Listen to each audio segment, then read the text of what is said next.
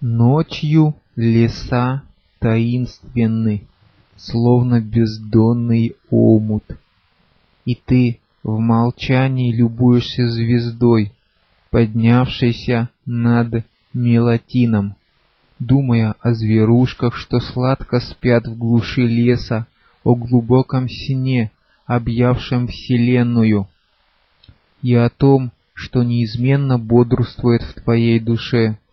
Нескончаемы, бесконечны пасмурные дни. Сколько раз ты бродил по лесу в такое время? О, неисчислимые шаги и неодолимые воспоминания, и никогда тебе не удавалось пройти всех дорог и припомнить все былое. Так обширны и таинственны леса под Мелатином. Но сегодня знойный августовский полдень, жаркие просеки между кронами дерев и глушь, рассеченная серпом света.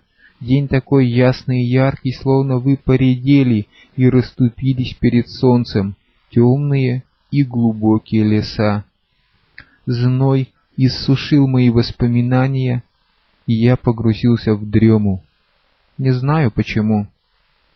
От чего?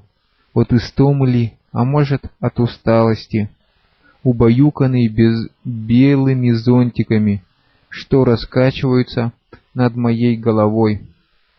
В один из таких дней ежик шел по лесу, довольный, что голова пуста и нет надобности ни о чем думать. Вольно веет теплом от стволов. Упала шишка. Позабыла, наверное, что надо держаться, ведь вокруг так безветренно.